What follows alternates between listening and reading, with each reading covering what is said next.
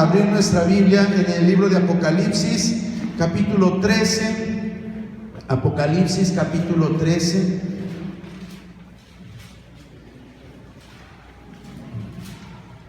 Vamos a leer todo el capítulo para que pues se nos vaya quedando la palabra del Señor, que se les vaya quedando este libro en nuestras vidas. Vamos a leer el verso 1, usted lee el 2 y nos unimos en el verso 18. Dice así la palabra del Señor: me paré sobre la arena del mar y vi subir del mar una bestia que tenía 7 cabezas y 10 cuernos, y en sus cuernos 10 diademas, y sobre sus cabezas un nombre blasfemo.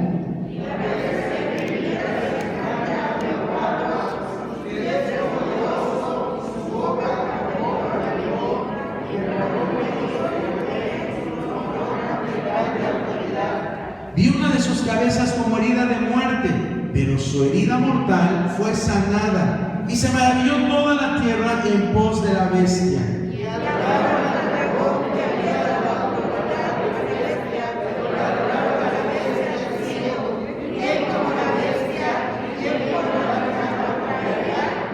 También se le dio boca que hablaba grandes cosas y blasfemias, y se le dio autoridad para actuar 42 meses. Y abrió su boca en blasfemias contra Dios, para blasfemar de su nombre,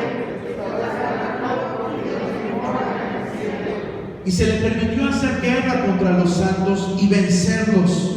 También se le dio autoridad sobre toda tribu, pueblo, lengua y nación. Y la adoraron todos los moradores de la tierra, y los nombres no estaban escritos en el libro de la vida, que fue guardado desde el principio del mundo. Si alguno tiene oído, oiga. Si alguno tiene oportunidad, oiga. Y si alguno mata la espada de ese fuego, aquella la paciencia de las personas. Después vi otra bestia que subía de la tierra y tenía 2 cuernos semejantes a los de un cordero, pero hablaba como dragón.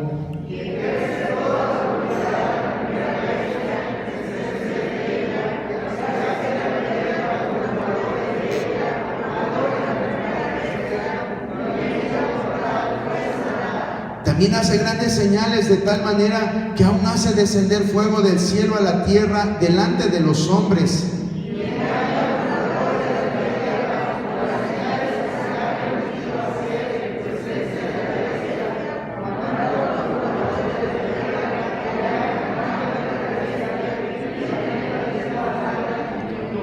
Y se le permitió infundir aliento a la imagen de la bestia, para que la imagen hablase e hiciese matar a todo el que no la adorase.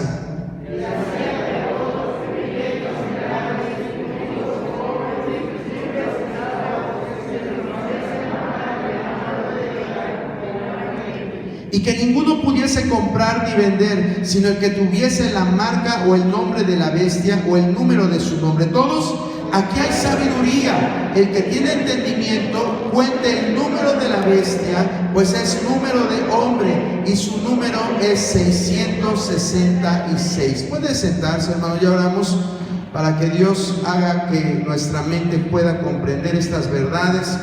Ahora sí, muy poquitos, hasta se me figuró las reuniones de día martes, ¿verdad? Que casi nadie venía, muy pocos venían a esas reuniones. Esperemos pues no sé qué haya pasado, pero pues esperemos que estén bien todos nuestros hermanos que no han venido. Vamos a continuar con este capítulo. Terminamos de ver hace algunos jueves acerca de la primera bestia, la bestia que sube del mar. Hoy nos vamos a enfocar en del versículo 11 en adelante, del verso 11 al verso 18, que nos habla de otro personaje protagónico en esta historia del Apocalipsis. Este personaje histórico es alguien antagónico, es decir, alguien malvado, alguien que es así como la bestia que sube del mar, y de hecho son complementarios. Estos dos personajes se complementan. Nos dice el verso 11 que había una bestia que subía de la tierra. Vamos a estudiar a este personaje bajo cuatro puntos. vamos a ver su descripción, vamos a ver su cargo, vamos a ver su influencia en la economía y vamos a ver su número.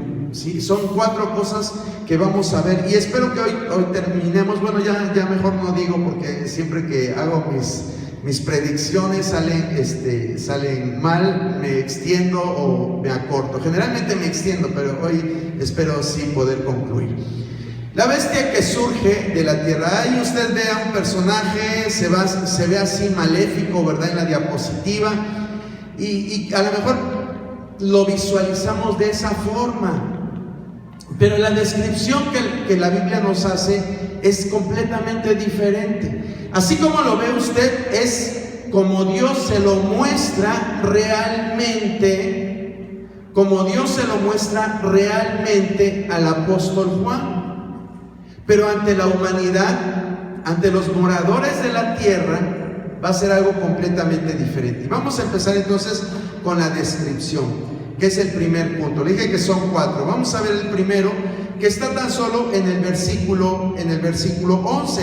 Dice: después vi otra bestia que subía de la tierra y tenía 2 cuernos semejantes a los de un cordero, pero hablaba como dragón. De este no nos menciona mucho acerca de su aspecto. ¿Se acuerda que la bestia que subía del mar se nos decía que era una bestia que tenía 7 cabezas, un aspecto de leopardo, de oso, de águila, y que tenía 10 cuernos y en sus cuernos 10 diademas? ¿Se acuerda de que vimos todo esto? Pues de este solamente se nos dice que sube de la tierra, es decir, va a venir de pueblos, va a venir de una región específica. Este no surge del mar, que también vimos que representa problemas, caos, ¿sí? Sino que su origen va a ser más específico, ¿sí? Probablemente sea del Medio Oriente este personaje, y se nos dice también que este personaje tenía 2 cuernos semejantes a los de un cordero. Ahí en la ilustración podemos ver, ¿verdad? Se ve medio feíto el cordero, le ponen hasta ojos rojos. Es una ilustración que encontramos de internet. Pero lo que resaltan estos son los cuernos. ¿Qué dijimos que simbolizan los cuernos? Cuando vemos en el Apocalipsis que se habla de cuernos, ¿qué simbolizan los cuernos? A ver si alguien lo recuerda. Poder, exactamente, simbolizan poder. Unos capítulos anteriores en Apocalipsis, cuando Juan está viendo el trono de Dios, cuando está viendo el lugar donde está el trono de Dios, dice que aparece un cordero como inmolado que tenía 7 cuernos. Ese cordero como inmolado es Jesucristo. Y esos 7 cuernos representan la perfección o la plenitud del poder de Jesucristo. Este falso profeta también tiene un aspecto de cordero, así lo dice, pero tiene tan solo 2 cuernos. Esos 2 cuernos significan la influencia que va a tener en ciertos estratos de la humanidad, que va a ser en el aspecto religioso y en el aspecto político económico, ¿sí? Por eso son 2 cuernos. Usted podría decir, pues de por sí tienen este tipo de animalitos 2 cuernos, las cabras tienen 2 cuernos, pero esos 2 cuernos no es nada más porque así es la anatomía del animalito, sino porque representan el poder que va a tener a nivel religioso y a nivel político económico, ¿sí? Entonces también se nos da una tercera descripción. Nos está diciendo aquí que tiene la apariencia de cordero, pero habla como dragón. Tiene la apariencia de cordero, pero habla como un dragón. Esto significa que ante los ojos de las personas va a ser una persona buena. Va a ser una persona que va a querer lo mejor para ti, va a querer lo mejor para la humanidad. Va a ser el consejero de este hombre gran político que le llaman la bestia o el anticristo. Va a ser su consejero. Pero dentro dentro de sus consejos siempre va a estar el complemento de la malignidad. Va a haber algo, más bien no algo, va a haber algo continuamente que va a ir en contra de Dios. ¿Sí? Entonces, tres cosas importantes de su descripción: viene de la tierra, sale de la tierra. Número dos, tiene cuernos como de cordero, es decir, su aspecto externo es de un cordero, pero dice que habla como dragón. ¿Sí? Entonces, a este personaje también se le llama falso profeta, y eso lo vamos a ver en Apocalipsis 16:13, 19:20 y 20:10. Si alguien tiene alguna de estas citas, que me la pueda leer, por favor. Y salir de la boca del dragón y de la boca de la bestia y de la boca del falso profeta 3 espíritus inmundos a manera de ranas. Gracias, hermana Clara. Dice que vio salir de la boca del dragón, de la boca ¿de quién? De la bestia y de la boca del falso profeta. ¿Sí? Aquí nos habla de tres personajes que ya vimos. El dragón lo vimos en el capítulo 12, la bestia, que la vimos en los primeros versículos del capítulo 13, y el falso profeta, que vamos a empezar a ver. Tres personajes importantes. 19:20, ¿quién me lo puede leer, por favor? La bestia fue apresada, y con ella el falso profeta que había hecho delante de ella las señales con las cuales había engañado a los que recibieron la marca de la bestia y habían dado su imagen. Estos dos fueron lanzados vivos dentro de un lado del fuego que arde como azufre. Gracias, hermano Adriel. Aquí nos está hablando el destino de estas dos bestias de Apocalipsis 13. Dice que van a ser lanzados la bestia y el falso profeta, que hace señales. Hace señales. Esto lo vamos a ver más adelante. Y 20:10, ¿qué dice también? Y el diablo que los engañaba fue lanzado en el lago de fuego y azufre, donde estaba la bestia y el falso profeta. Serán atormentados día y noche por los siglos de los siglos. Gracias, hermano Gabriel. Vea usted cómo la Biblia describe el destino de estos personajes. De estos, aquí vuelvo a mencionar a los tres: el diablo, la bestia y el falso profeta. Su destino va a ser el lago de fuego, porque van a ser personajes realmente demoníacos. En el primer versículo que leyó nuestra hermana Clara, dice que salían demonios, espíritus como de ranas de ellos. Realmente va a ser el mal encarnado en estos tres. Bueno, Satanás ya es el mal en espíritu, pero en estos dos personajes, la bestia y el falso profeta, van a ser personajes visibles, pero que van a representar toda la maldad en plenitud. Estos personajes son siempre antagónicos a Dios. Siempre son antagónicos. Usted y yo sabemos que nuestro Dios es un Dios en tres personas: Dios Padre, Dios Hijo y Dios Espíritu Santo. Pues esta Trinidad maligna también es lo que busca. Satanás ser representado como Dios Padre, el anticristo o la bestia ser representado como Jesucristo.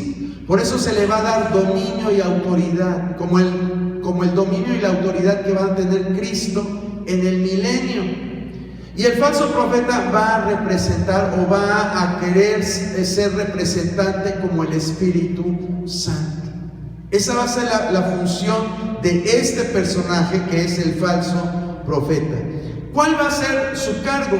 Lo dice el verso 12 al 15. Vamos a ver lo que dice estos versículos del 12 al 15. Dice: y ejerce toda la autoridad de la primera bestia en presencia de ella, y hace que la tierra y los moradores de ella adoren a la primera bestia, cuya herida mortal fue sanada. Recuerda usted que veíamos como una de las cosas que va a hacer que la gente vuelva sus ojos al anticristo va a ser que él va a tener una herida, va a sufrir un atentado.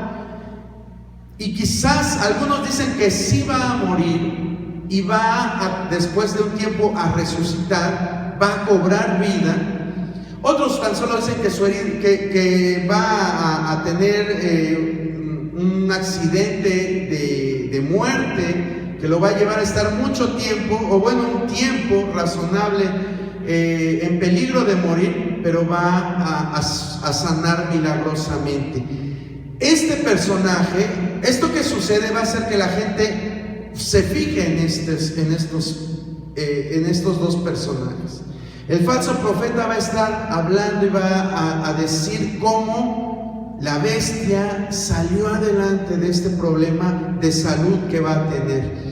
Y dice el verso 12, la primera bestia cuya herida mortal fue sanada. Aquí nosotros vemos cómo, aunque va a ser muy poderoso este personaje, el falso profeta, pero va a depender de la autoridad que le dé la bestia, el anticristo. ¿Sí? Dice que él ejerce toda la autoridad de la primera bestia. ¿Y cuál va a ser su función? Que la gente le adore, que la gente adore a la bestia. Dice, y hace que la tierra y los moradores de ella adoren a la primera bestia. Yo le decía que el falso profeta es a lo maligno como el Espíritu Santo a la Trinidad divina. ¿Qué es lo que hace? ¿Hacia dónde nos lleva el Espíritu Santo siempre? Nos lleva hacia la santidad, pero con respecto a la persona de Jesucristo, siempre nos va a llevar a adorar a Cristo. ¿Sí? Él siempre va a hacer que la adoración sea para Cristo. Por eso es que nosotros, vamos a hacer un paréntesis, por eso es que nosotros cuando oramos, no le oramos al Espíritu Santo. ¿Sí? Porque el Espíritu Santo lo que busca es que nosotros entremos en comunión con Jesucristo. ¿Sí? Es importante esto porque si usted se da cuenta, ninguno de los discípulos de Jesucristo, los apóstoles o los profetas, le oraban al Espíritu Santo. Jesucristo mismo dijo que todo lo que pidiéramos al Padre en su nombre, Él lo concedería. ¿Sí? Nuestras oraciones siempre deben de ir dirigidas al Padre. ¿Quién nos va a ayudar en nuestras oraciones? El Espíritu Santo, exactamente. El Espíritu Santo es el que nos va a ayudar. Pero no nos dice la palabra de Dios que debamos de orar al Espíritu Santo. Porque así como vemos, ¿por qué les estoy diciendo esto? Porque el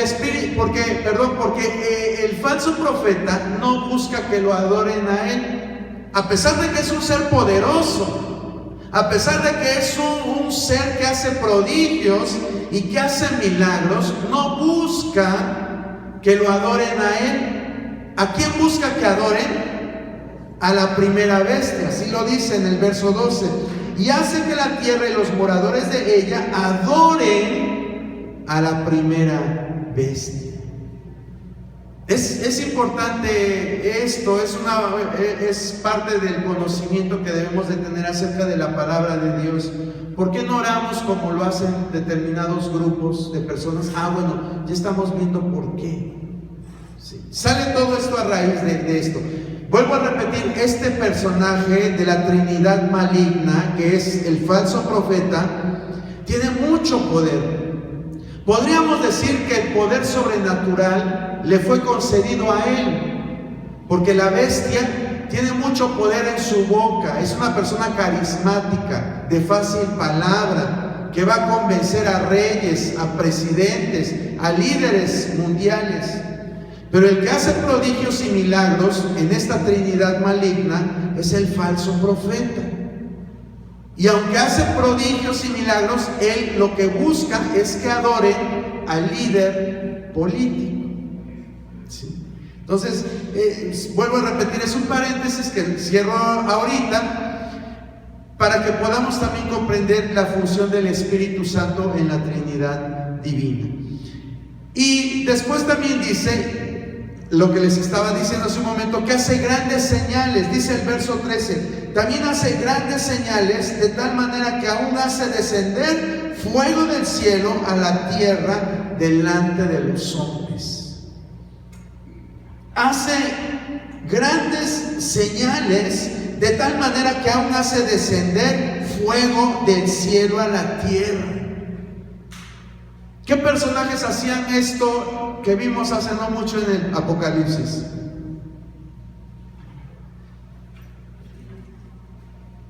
Que hacían lo mismo y que decían que podían ser Elías y Moisés. Los dos testigos. Así los describe, así los designa la palabra, dos testigos. No nos dice que Moisés, no nos dice que Elías, no nos dice que otro personaje, simplemente dos testigos. Pues este personaje, en su deseo de imitar lo que hace Dios, también él va a hacer descender fuego del cielo. Es decir, Satanás va a imitar siempre la obra de Dios. Satanás siempre va a imitar la obra de Dios. Y esto lo podemos ver en los tiempos de Moisés. Cuando Moisés se presenta ante la corte del faraón y Dios le da la unción para que él haga milagros, y Faraón se convenza de dejar salir al pueblo libre de Egipto, pero Satanás hace lo mismo. Vamos a ver en 3 citas de Éxodo. Si alguien puede buscar Éxodo 7, 10, 11. Otro hermano que busque Éxodo 7, 20 al 22. Y alguien más que busque Éxodo 8, 6 y 7. A ver, ¿qué nos dice Éxodo 7, 10 y 11?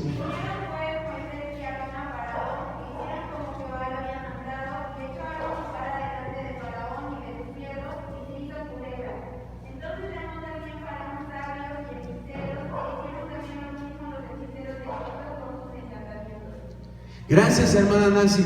Vemos aquí cómo nos está diciendo la palabra que Moisés, por el poder de Dios, hace que su báculo, que su vara, se convierta en una culebra. Pero los encantadores, los hechiceros del faraón hacen lo mismo. Aunque al final la culebra que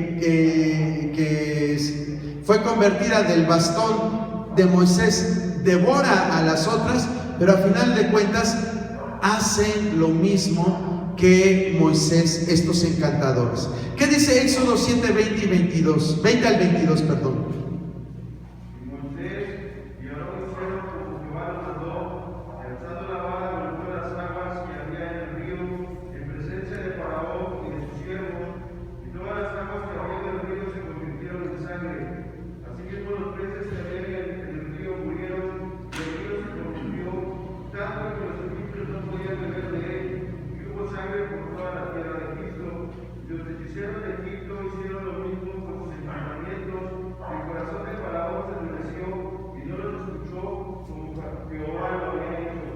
Gracias, hermano Adriel. Dice que los hechiceros de Egipto, ¿qué hicieron? Hicieron lo mismo, convirtieron el agua en sangre.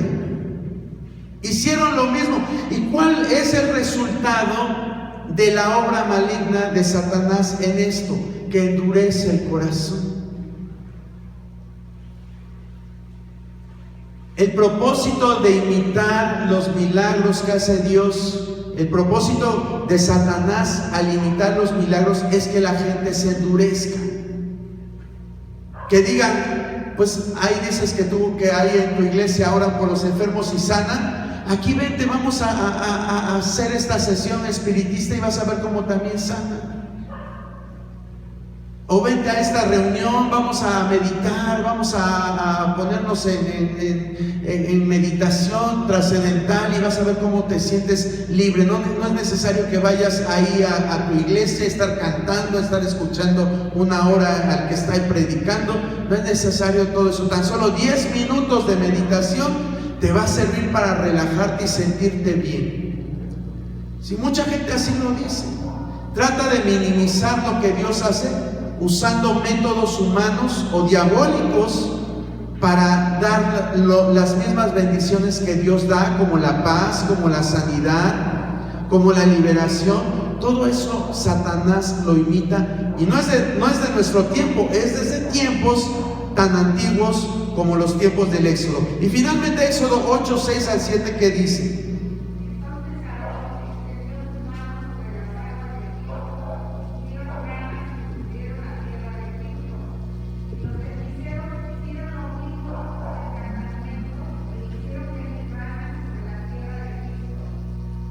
Gracias, hermana Tere. Hicieron lo mismo, duplicaron el segundo milagro. No tan solo convirtieron el agua en sangre, sino que también trajeron ranas. Vean cómo Satanás siempre trata de imitar la obra de Dios. Antes lo hacía desde afuera, pero ahora Satanás, déjeme decirle que se ha metido a las iglesias también. Se ha metido a las iglesias. Cuando una iglesia se olvida de buscar a Dios, se olvida de buscar su presencia, cuando una iglesia empieza a sentirse tan espiritual que ya no necesita orar, ya no necesita ayunar, ya no necesita, es cuando Satanás empieza a infiltrarse, y lo hace de una manera tan sutil, hermano. Lo hace de una manera tan sutil que cuando menos te das cuenta ya está hasta predicando en el púlpito. Ya lo tienes predicando en el púlpito. ¿Y todo por qué? ¿Todo por qué? Porque nos descuidamos. Vamos a ver unas citas en las cuales Dios nos advierte acerca de esto. Quizás estoy hablando mucho acerca de esto, pero es importante porque antes de que se manifieste el hombre de pecado, antes que se manifieste el falso profeta, tiene que haber una cadena de sucesos en los cuales se prepara el camino para que ellos lleguen, ¿sí? Se prepara el camino para que ellos lleguen. La Biblia advierte al respecto de esto. ¿Qué nos dice Deuteronomio 13 del 1 al 5?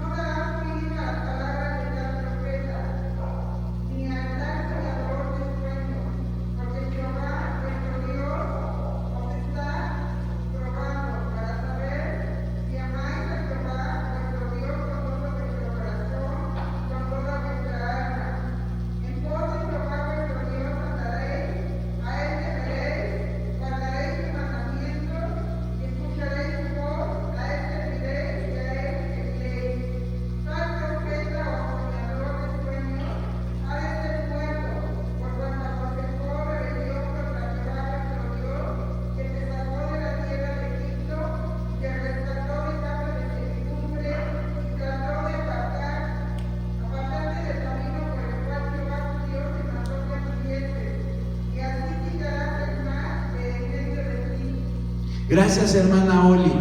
Estuvo larga la lectura, pero si usted fue atento, es claro. Este tipo de problemas ya sucedían desde los tiempos de principios de la formación del pueblo de Israel. Llegaba alguien diciendo: hoy, a ver, yo traigo este sueño, Dios me reveló esto. Es que Dios usa mi vida de una manera sorprendente. Tuve un sueño y yo te veía en el sueño, y Dios me mostraba, y Dios me decía, y el Espíritu Santo me guía a esto, y es que yo lo siento del Espíritu. Y esas frases que hoy en nuestros días es tan común escuchar en ciertos círculos cristianos. Hoy muchas iglesias operan de esta forma. Sus reuniones ya no son de una hora de alabanza y una hora de enseñanza. No.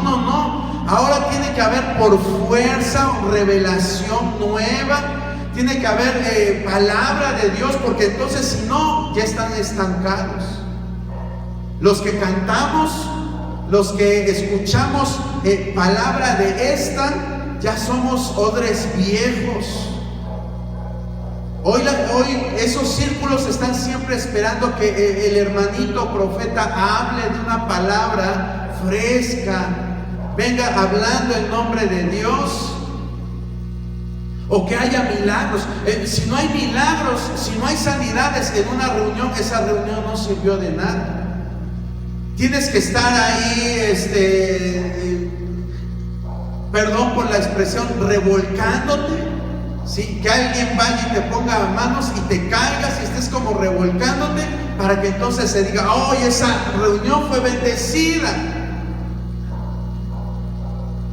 Yo con esto no estoy diciendo que sea malo, porque Dios sigue hablando, sigue usando a hombres, a mujeres para dar a conocer los designios que Él tiene. Dios los sigue usando, hermano. No le estoy diciendo que se cierre a la voluntad de Dios, porque desgraciadamente a veces esta iglesia hemos tomado de una forma tan negativa esto que yo le estoy diciendo, que nos cerramos a creer que Dios pueda usar a una persona para hablar a nuestras vidas.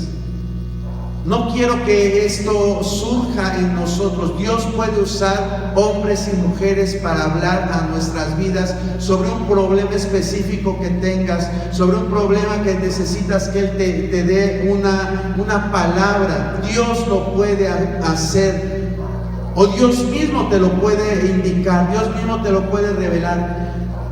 También Dios puede hacer que tú te caigas. O sea, yo no estoy cerrado a todo eso, y Dios sigue haciendo milagros, Dios sigue obrando sanidades, Dios sigue obrando prodigios en su pueblo, porque es la naturaleza de Dios. Pero lo que yo le quiero decir es que debemos de tener cuidado, porque así como surge el trigo, también hay cizaña. También hay gente como el Simón el Mago en los tiempos apostólicos, que quería imitar el poder que Dios le había dado a los apóstoles, y lo quería para él. ¿Para qué? Para su propia conveniencia, para vanagloriarse, para enorgullecerse.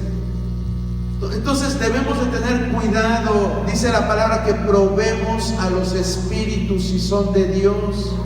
Debemos de probar si en verdad son de Dios. Y estos versículos que leyó nuestra hermana Oli, nos están diciendo: si esa persona viene con sueños, viene con palabra, viene con señales y prodigios, pero que te están diciendo que debes de ir en pos de otros dioses, entonces ¿qué debemos de hacer? No creerles. ¿Por qué? Porque dice la palabra que Dios nos está probando. Dios estaba probando a su pueblo Israel. Estaba viendo qué tan fiel eran a la palabra de Dios, qué tan fieles eran. Sí. Hoy el enemigo es tan sutil que puede hacer que incluso el que está aquí aparentemente lleve a las personas al camino de Jesucristo, pero sus hechos dicen otras cosas. Sus hechos dicen otras cosas.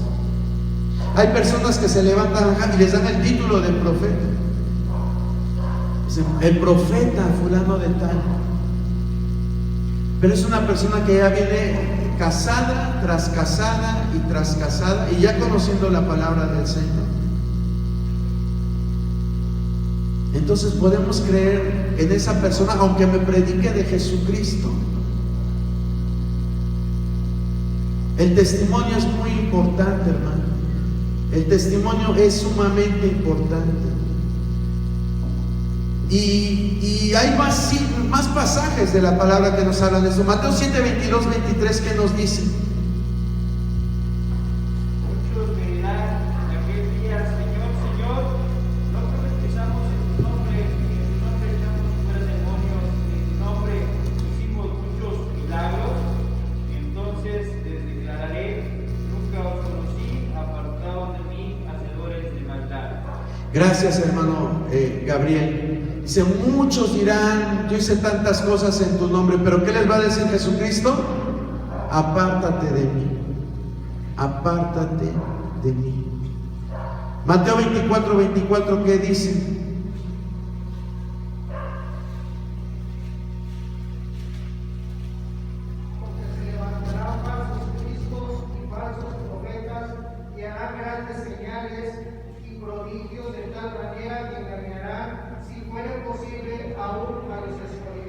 Gracias, hermana Clara. Se levantarán falsos cristos y falsos profetas. ¿Y qué van a hacer?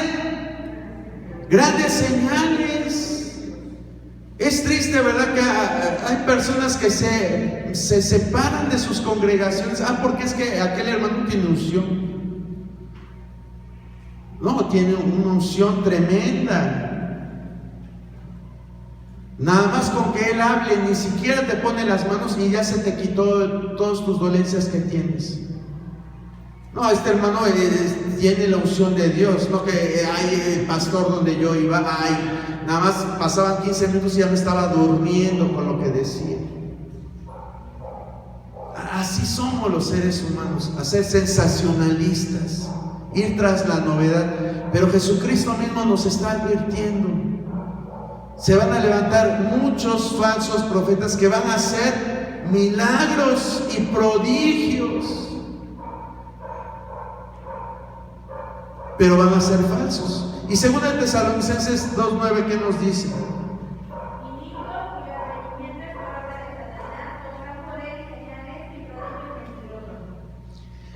Inicuo que va a venir con señales y prodigios, pero va a ser un mentiroso. Un mentiroso. Ese pasaje sí nos está hablando del falso profeta. Alguien que va a hacer descender fuego del cielo. Pues si aquellos dos testigos lo pueden hacer, yo también lo hago. Yo también lo hago. Esa es la finalidad de Satanás, confundir. Siempre va a ser confundir, confundir, confundir. Vuelvo a repetir. Yo creo que Dios sigue hablando, yo creo que Dios sigue haciendo milagros, yo creo que Dios sigue haciendo sanidades, pero tengamos cuidado con lo que vemos, con lo que oímos. No nos confiemos tan fácil de la gente.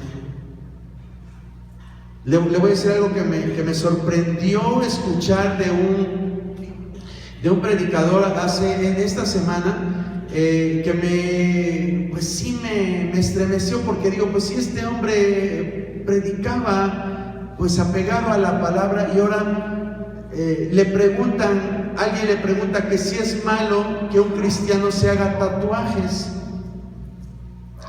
y él responde, dice, dejémonos de legalismos, dice, dejémonos de todas esas cosas que han dividido el cuerpo de Cristo, y empieza a hablar. Dice, es como si ahora que una mujer trajera pantalones pegados fuera pecado, y empieza a decir, y dice uno, o sea, no es que yo sea legalista, pero la Biblia nos habla de una forma de vestir, nos habla de una forma de conducirnos, nos habla de una forma de ser, y ahora entonces ya todo lo que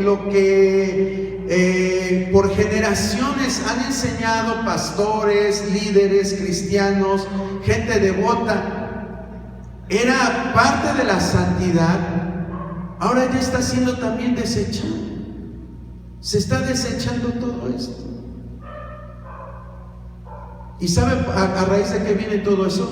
De que siempre el pueblo de Dios ha abrazado frases cuestionables acerca de la Biblia, acerca de nuestra vida cristiana, como en decir, no importa cómo estés, Dios te ama como eres, ¿verdad? ¿Cuántas veces hemos escuchado esto? Y nos hemos tragado esas frases, las creemos que así es.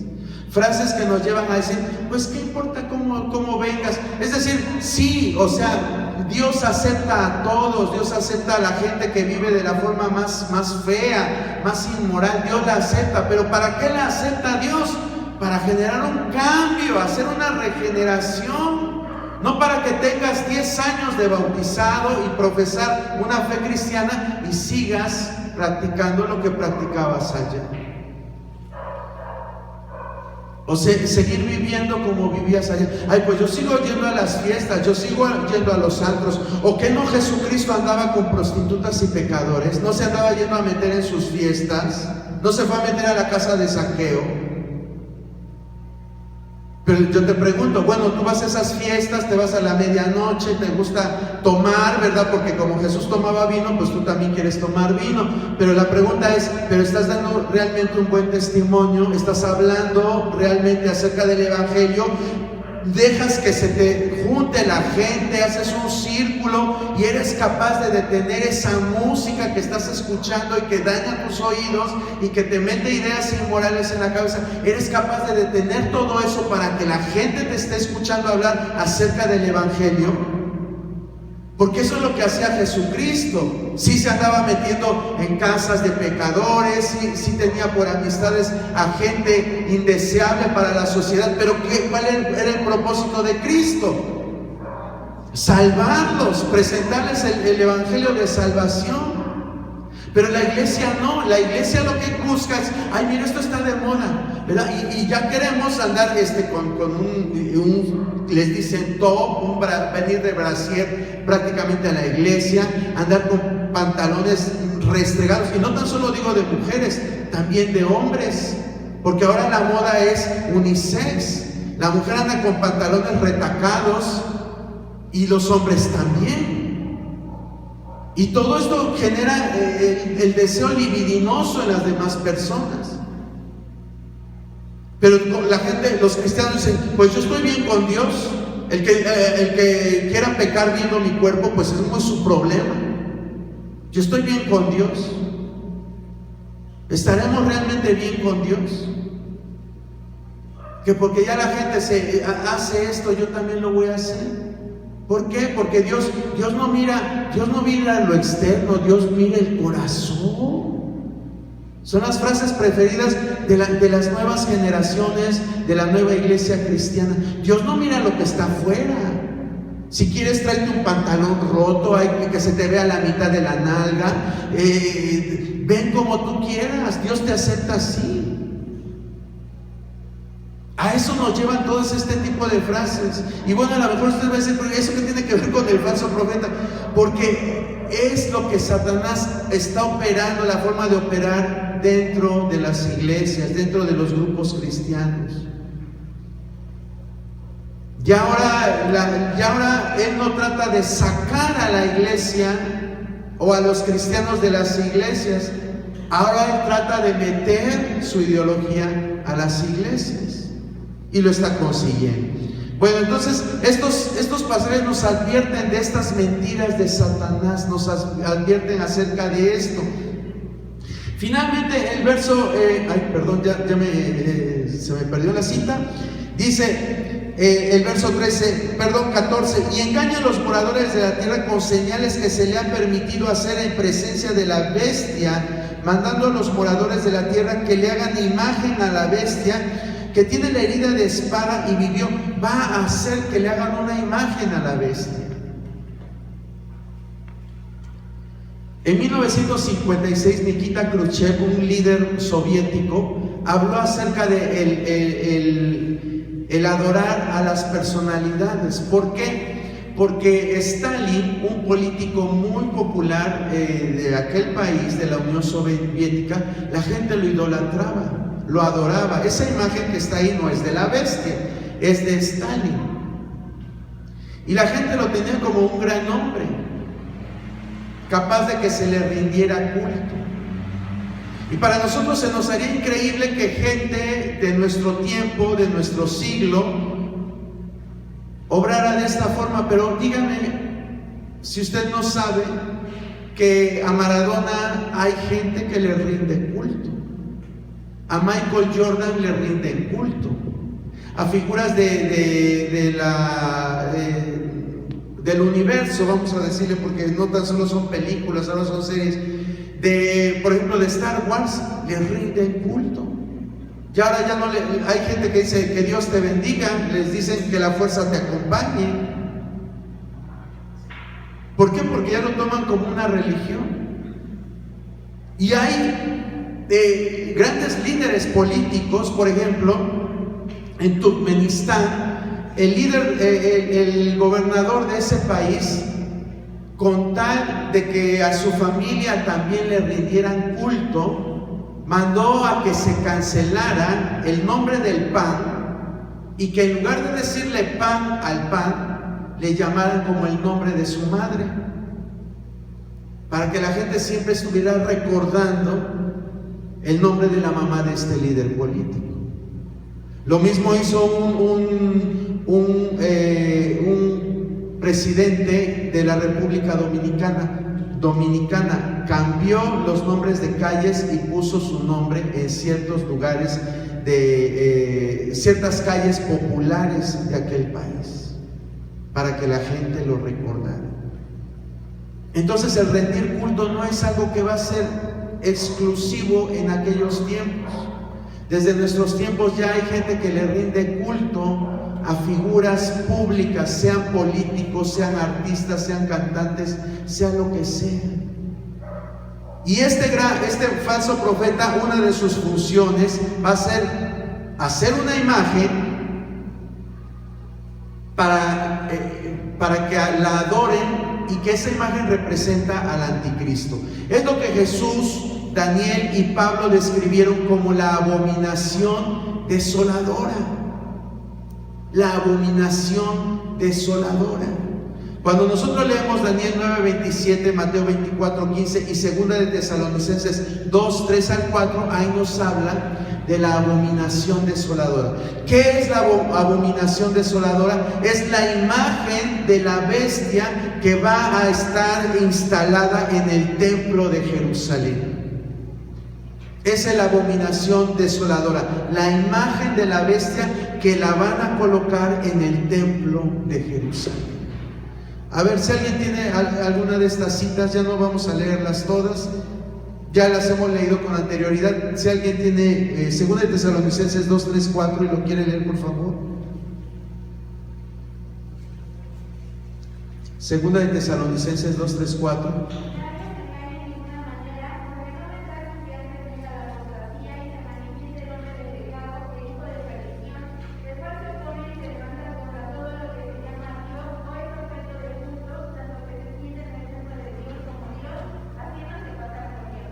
Dice, se sienta en el templo de Dios y se hace pasar por Dios. Esto corresponde a esa imagen que usted anote Daniel 9:27 y Mateo 24:15, y ahí nos va a dar también más luz acerca de esto. ¿Por qué se le dice abominación desoladora? Abominación porque en el sentido de que es una idolatría extrema. Por eso es abominable. La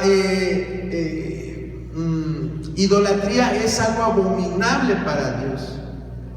La idolatría es algo abominable y desoladora. ¿Por qué? Porque en este sentido es lo que va a desatar los juicios, como los sellos, las trompetas y las copas, de las que ya también hemos hablado.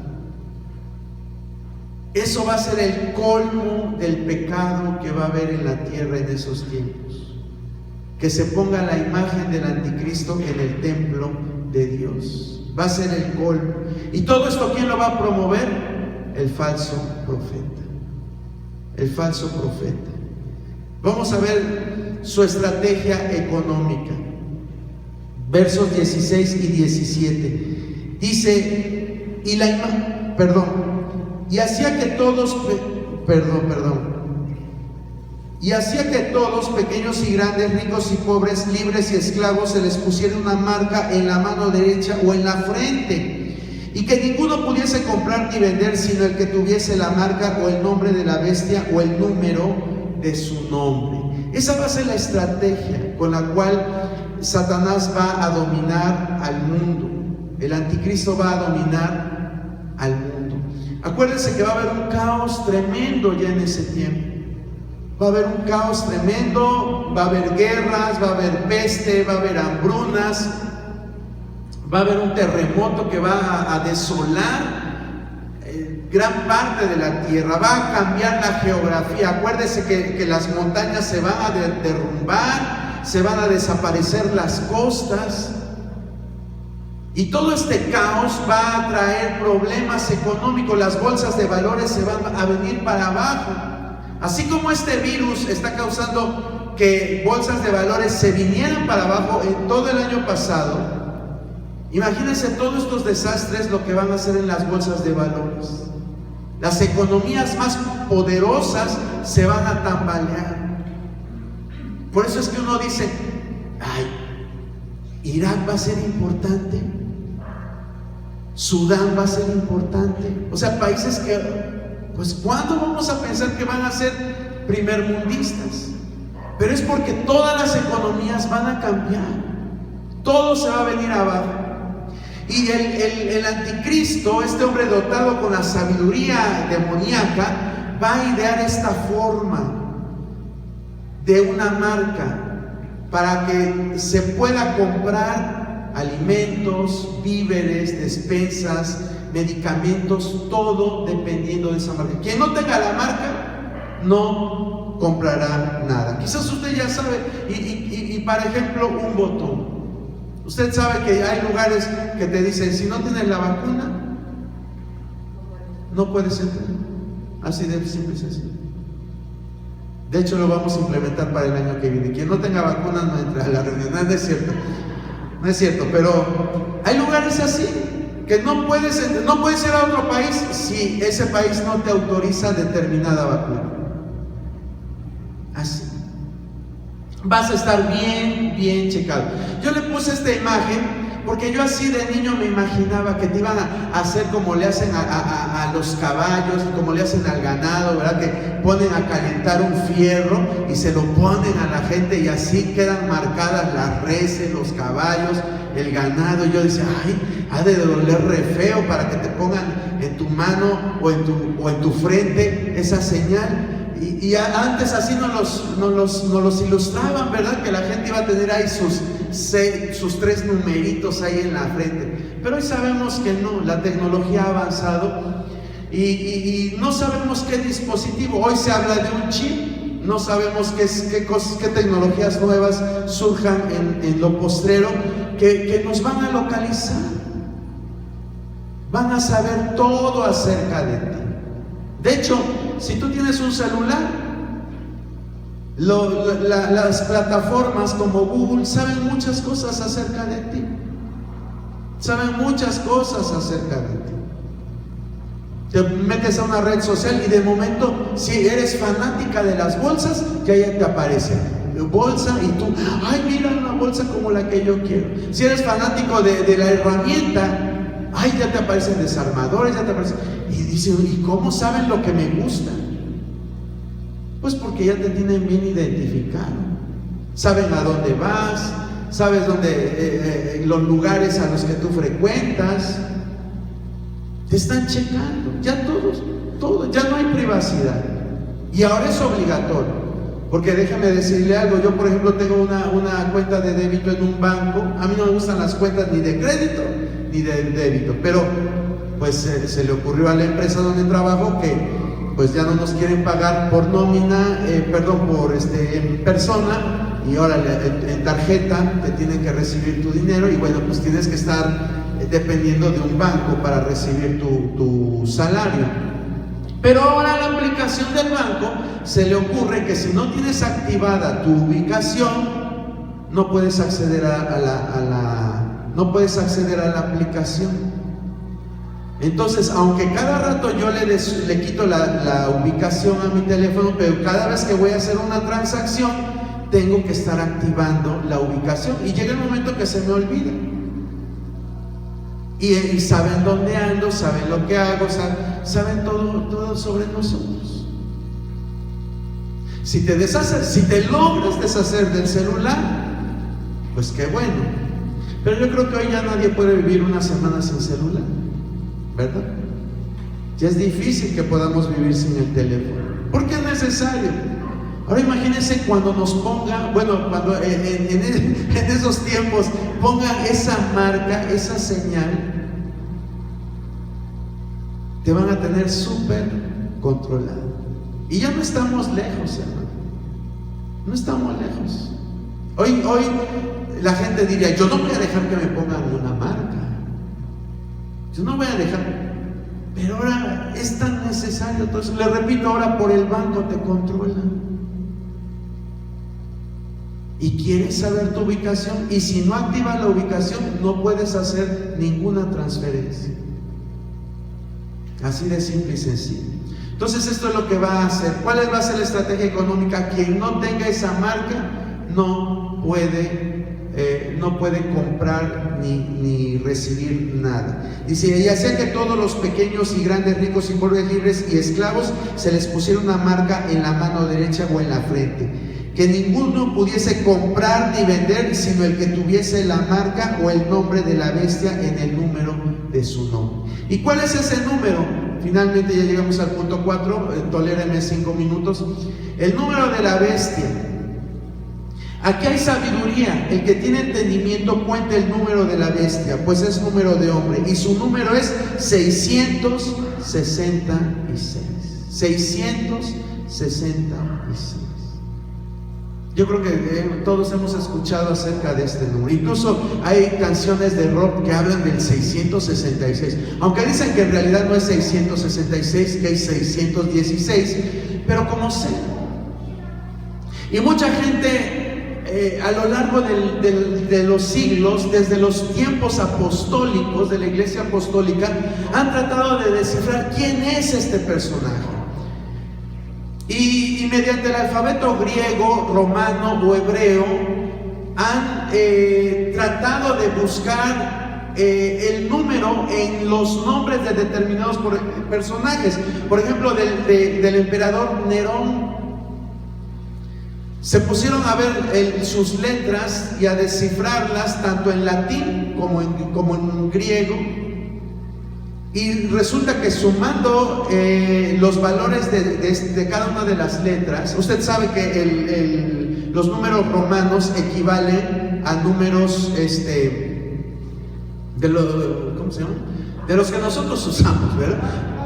Arábigos, perdón, gracias hermana Clara. Sí, por ejemplo, la B es 5, la L es 50, la C es 100, ¿verdad? Entonces, haciendo esta conversión, identificaron que el emperador Nerón daba 666. Y así, por ejemplo, en nuestro tiempo, Hitler también se le hace este mismo ejercicio y la cifra que nos da 666. Hay quienes dicen el anticristo va a ser una computadora y se ponen a sumar las letras computer, le asignan a la letra A el número 6 y de ahí se van de múltiplos A6, B18, A6, C12, C18, D24 y se van en múltiplos de 6 y resulta que la palabra computer, que vendría siendo a que la bestia sería una computadora, nos da a 666. Y hay muchas teorías, muchas teorías. Por ejemplo, que la corona, o se me olvidó también el nombre, de lo que usan los papas, que dice vicario de Cristo, es Vicarius Filii Dei, en latín, también suma 666. Y tristemente todo esto ha fallado. ¿Cómo identificar entonces? Ya aquí terminamos. ¿Cómo identificar entonces?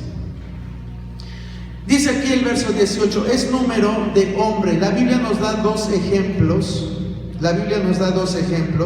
Del número 666. Y uno está en Primero de Reyes 10:14. Primero de Reyes 10:14.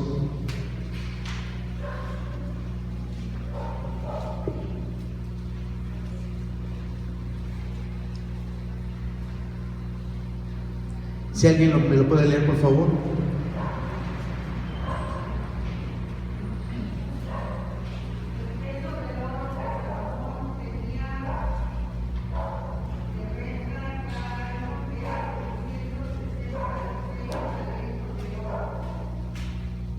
Gracias, hermana Tere. Aquí nos está hablando de lo que le tributaban a Salomón. ¿Sí? Le tributaban una cantidad de 666, ¿qué, hermana? Talentos de oro. Era un tributo que le daban a Salomón. ¿Y qué representa esto? El 6 es número de hombre. ¿Por qué se dice que es número de hombre, hermano? Bueno, bíblicamente se lo voy a decir, porque la Biblia dice que Dios creó al hombre en el 6º día. ¿Sí? Ahora, 666 es número de personas que no pueden llegar a la plenitud de la perfección, que es el número 7. Satanás vimos que idea una trinidad tratando de imitar lo que es la divinidad, pero nunca va a llegar a la plenitud de esa divinidad, que en este caso sería el número 7, que es la perfección, y se queda con el número 6, algo que no llega a alcanzar la plenitud. Este pasaje de Primero de Reyes nos habla que le tributaban a este hombre. Salomón fue un hombre, yo no quiero decir que Salomón sea un tipo del anticristo, pero sí fue un hombre poderoso, que empezó bien, pero ¿cómo terminó? Terminó mal. Salomón terminó mal, ¿sí? Terminó en adulterio, terminó mal, hasta se ha dudado de la salvación de Salomón. Hay controversia acerca de esto, pero nos habla que estos tributos representan ese tributo que le van a rendir a este personaje en los últimos tiempos. Y por ejemplo, Daniel 3:1 nos habla de la figura, ya léalo en su casa por favor, nos habla que la figura que veía Nabucodonosor, el sueño que tuvo, él mandó a hacer una imagen de 60 codos de alto por 6 codos de ancho. 6 y 6, porque no es 6 los 60 codos, ¿verdad? Pero implica un múltiplo de 6, y todo esto sucedió en el siglo 6. ¿Sí? Le estoy mostrando estos pasajes porque nos están hablando acerca de ese poder ilimitado que puede llegar a tener el hombre. ¿Y por qué el 6 es una cifra que Dios se la asigna a estos personajes? A lo mejor, miren, lo podemos retomar para la siguiente plática, un poquito nada más, porque siento que me estoy yendo rápido y no quiero que usted salga confundido. Lo podemos retomar, es que ya se me acabó el tiempo y no quiero abusar de su paciencia. Póngase de pie y vamos a dar gracias en esta hora. Señor, te damos gracias por esta oportunidad